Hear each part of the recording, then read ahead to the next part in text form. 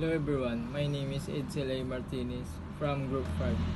My report is all about cooking food. Food safety hygiene are critical food businesses because they help to protect consumers' health from foodborne illnesses and food poisoning. Food poisoning occurs with food become contaminated by bacteria, viruses, and other germs, causing those who consume the contaminated food to become extremely ill. Food poisoning is usually treatable at home within a week, but it can be serious and necessitate immediate medical attention. As a result, understanding how to protect customers from food poisoning is vital. Objectives: food hygiene, safety keep germs from multiplying and reaching dangerous level in foods. Ensures healthy family living and daily basis. Keeping oneself healthy and avoiding the extra cost of medication and medical checkups. Correct preparation and cooking food. Make a note Make a note which food must be washed before cooking fruits and vegetables. For example, must be washed in cold water before being prepared. However, there are some foods that should spread bacteria from chicken throughout the workspace. Make certain that your food is cooked to the proper temperature. Food must reach a core temperature of 75 degrees Celsius. Ensure that all bacteria are safely killed.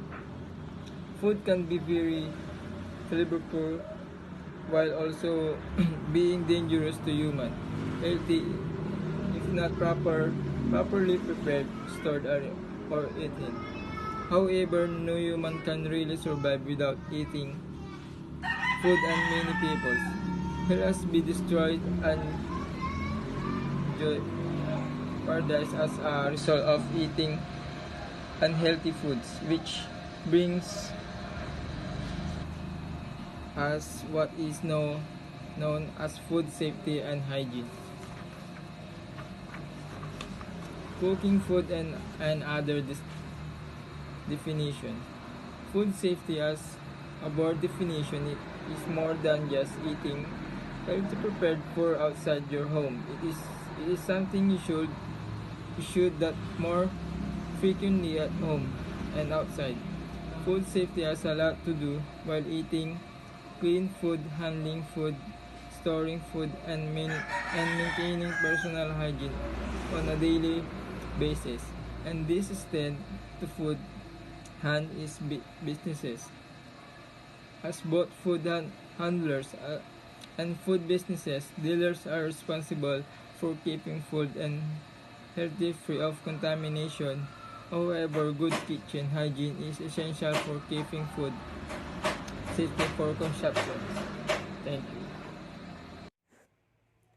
Good afternoon, everyone. My name is Samshur Gwen I. Martinez. I will going to explain cooking guidelines. Here are the summary.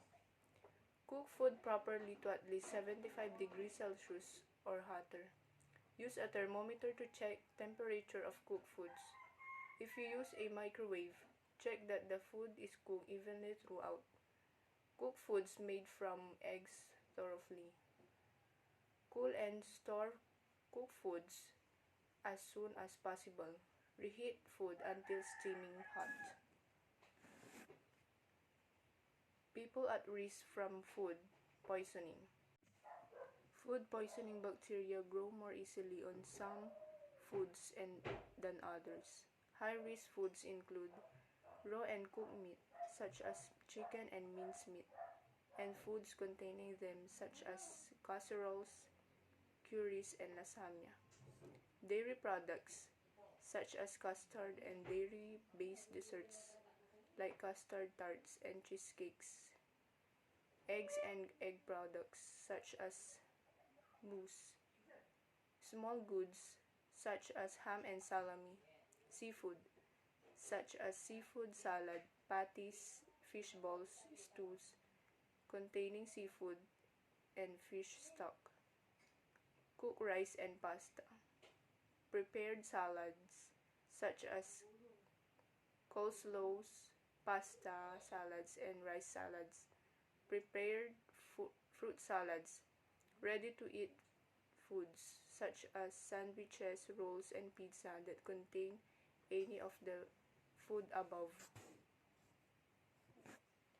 Here are high-risk foods and the temperature danger zone. Take care with high-risk foods. You should remember to keep high-risk foods out of the temperature danger zone of between 5 degrees Celsius and 60 degrees Celsius. If high-risk foods have been left in the temperature danger zone for up to 2 hours, the food should be reheated, refrigerated, and or consumed. If high-risk foods have been left in the temperature danger zone for longer than 2 hours but less than 4 hours, they should be consumed immediately. Throughout any high-risk foods that have been left in the temperature zone danger for more than 4 hours. Food poisoning bacteria grow more easily on some foods than others. High-risk foods include raw and cooked meat, such as chicken and mincemeat, and foods containing them, such as casseroles, curries, and lasagna.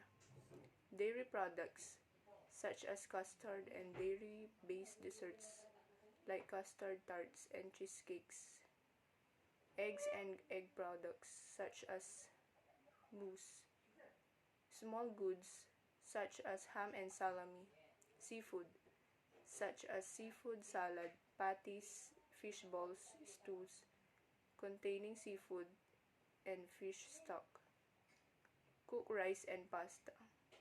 Prepared salads such as coleslaws, pasta salads, and rice salads. Prepared fruit salads. Ready-to-eat foods such as sandwiches, rolls, and pizza that contain any of the food above. Here are high-risk foods and the temperature danger zone. Take care with high-risk foods. You should remember to keep high-risk foods out of the temperature danger zone of between 5 degrees Celsius and 60 degrees Celsius. If high-risk foods have been left in the temperature danger zone for up to 2 hours, the food should be reheated, refrigerated, and or consumed. If high-risk foods have been left in the temperature danger zone for longer than 2 hours but less than 4 hours, they should be consumed immediately. Throughout any high-risk foods that have been left in the temperature zone danger for more than 4 hours. Cook all food to a temperature of 75 degrees Celsius. How you cook food is very important. Different food need a different approach. Aim for an internal temperature of 75 degrees Celsius or hotter when you cook food. Heating foods to this temperature kills most food poisoning bacteria. Use a thermometer to check the internal temperature of foods during the cooking process. Cook minced sausage, whole chickens, or stuffed meats right through to the center. You should not be able to see any pink meat and the juices should be clear.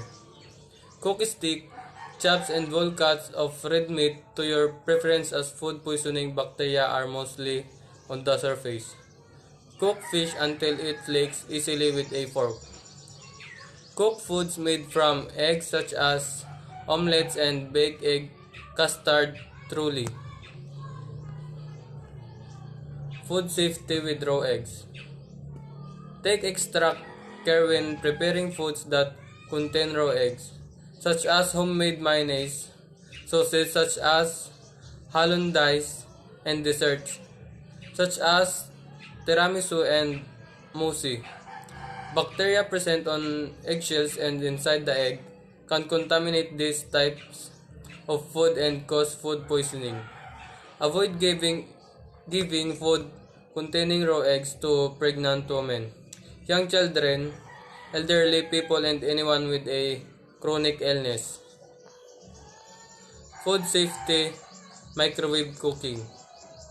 Microwaves are quick and convenient way to cook food.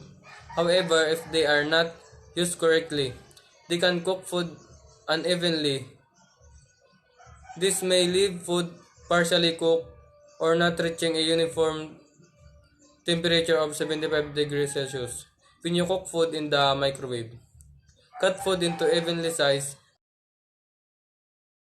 pieces if possible, or put larger or thicker items toward the outside edge of the dish.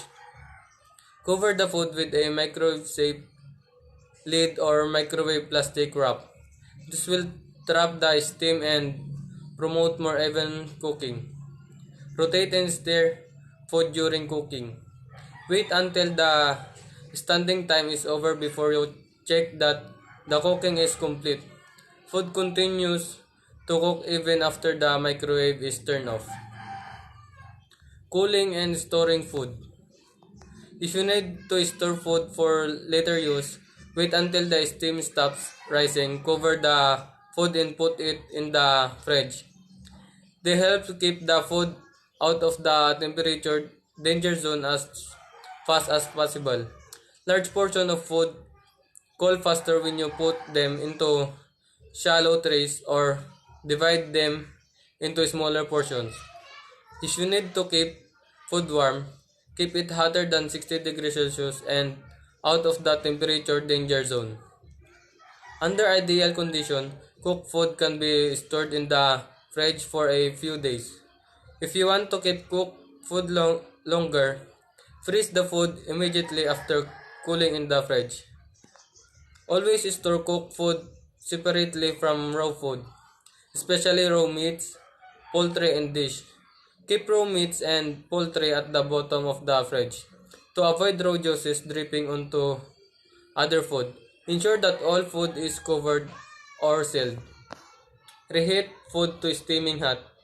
Reheat food until it is steaming hot, above 75 degrees Celsius, or preferably boiling. Food should steam throughout, not just on the edge. Take care when reheating food in a microwave oven. Follow the same actions as when cooking with a microwave to ensure all the food is heated above 75 degrees Celsius. Good day, everyone. I am here to share all of you the meaning of holding food. So holding foods properly keeps prepared, ready to eat foods either hot or cold, free of contaminants and out of the food danger zone until they are served. Storage. Food should be cooked and processed as close to the time of service as possible. Perfectly matching cooking and service is more difficult, but it not only enhances the end quality of your foods, it is one of the best ways to counter contamination. Practice prudent menu planning to avoid excessive leftovers that must be held.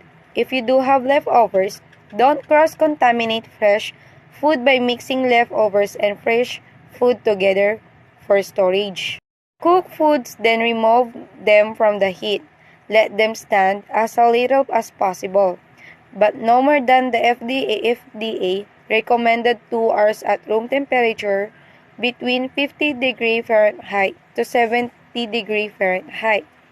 If your room temperature is 90 degrees Fahrenheit or higher, only hold the food for 1 hour or less at room temperature and then reheat it for service.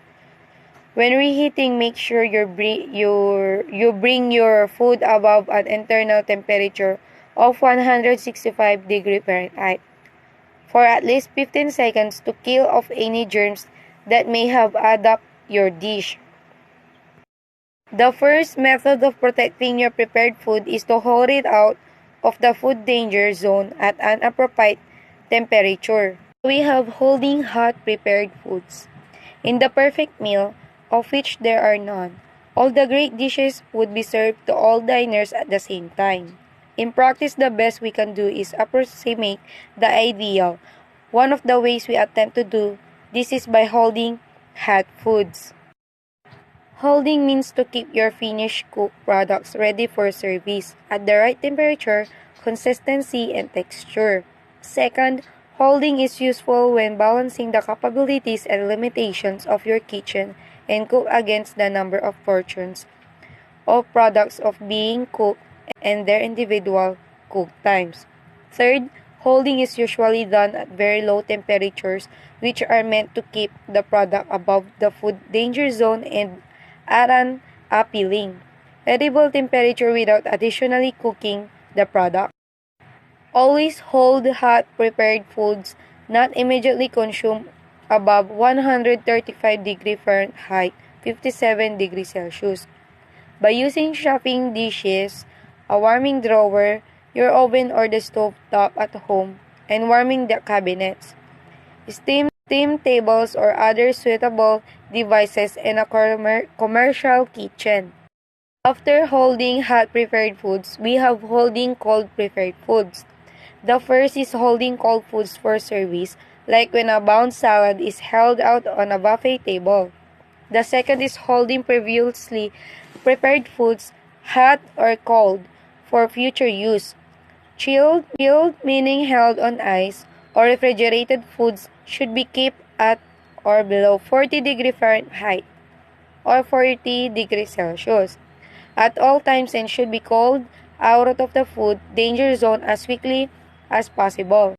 Holding cold foods for service is usually accomplished at home by popping the dish and out of the refrigerator as needed for serving or by chilling over ice in a buffet line. For example, in a commercial setting, in addition to chilling refrigerators, reach-ins or walk-ins, and specialized by refrigeration like cold cases or refrigerated holding tables are used.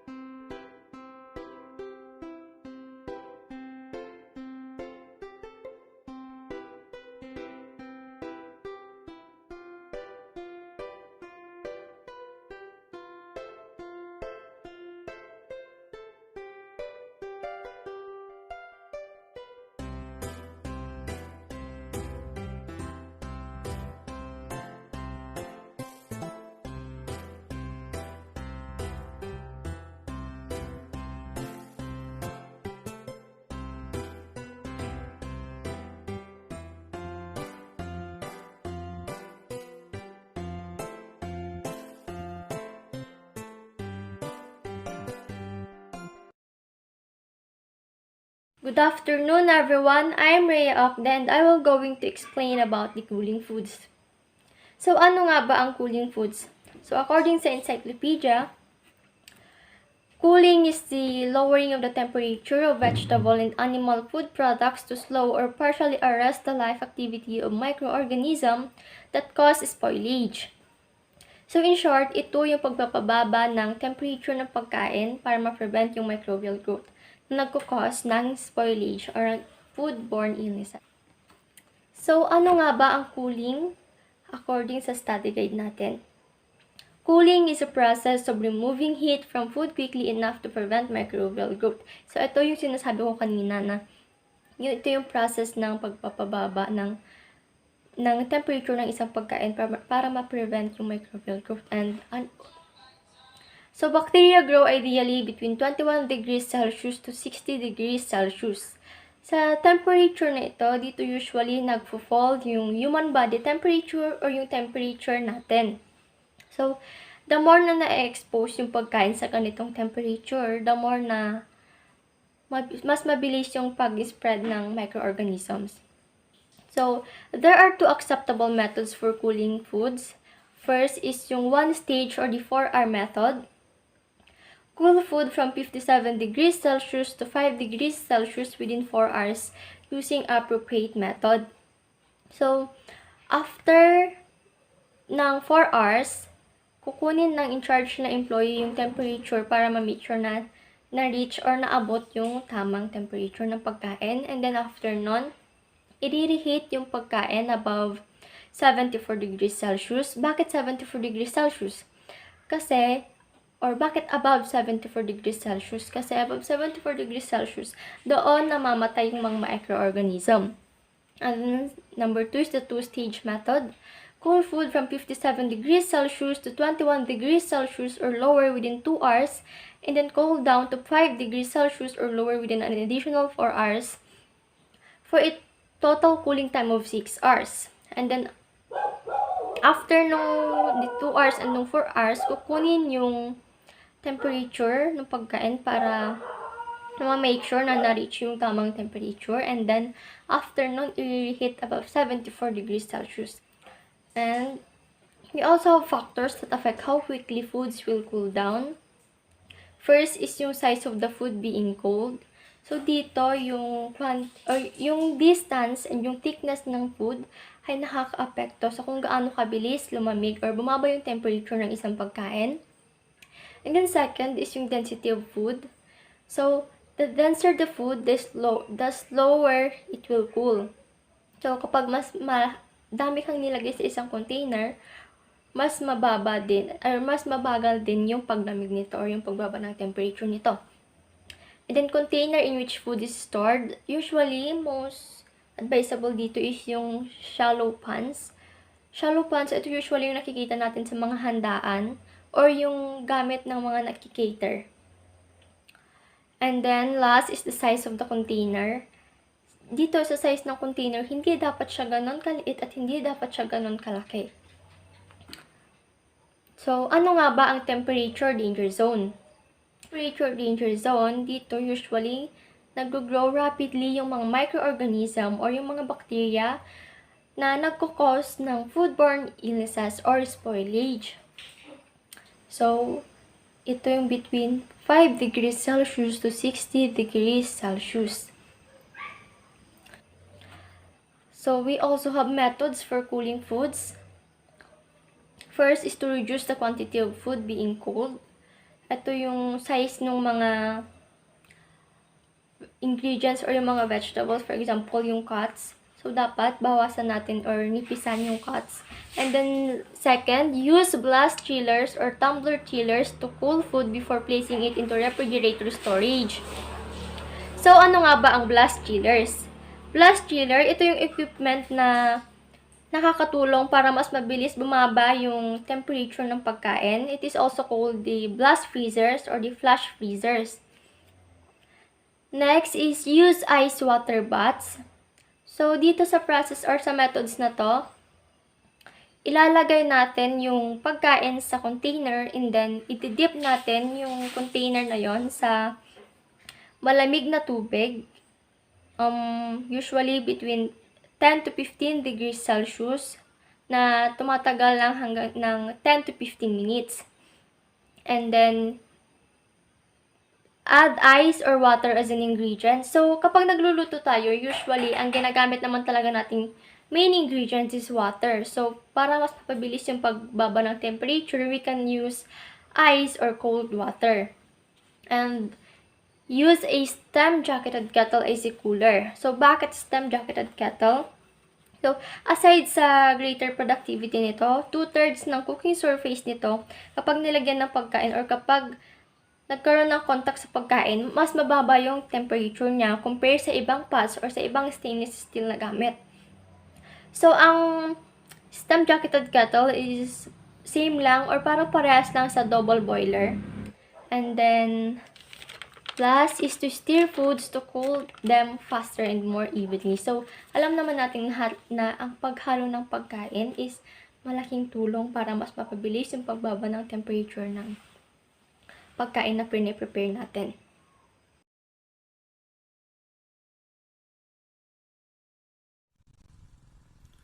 What is reheating foods? Reheating food is properly to kill harmful bacteria that may have growth since the food was cooked.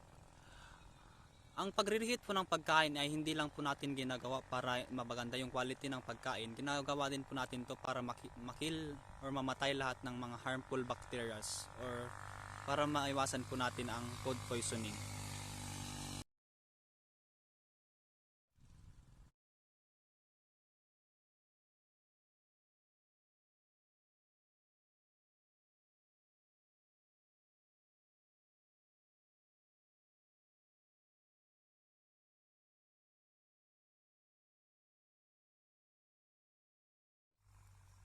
Objectives: use up your fridge leftovers food within 2 days. Dapat po pag naglagay tayo ng mga pagkain dun sa freezer, dapat po maubos natin within 2 days. If hindi natin maubos, may chance po na mapanis na to or hindi man po, baka may mga germs na pwedeng nabuo dun sa pagkain. If you taking leftovers from the freezer, eat within 24 hours. Pag naglabas po kayo ng mga pagkain sa freezer, dapat po maubos natin ng 24 hours or isang araw para wag na natin pong paubutin ng masigit pa sa isang araw kasi may chance na po itong mapanis. Ganun po.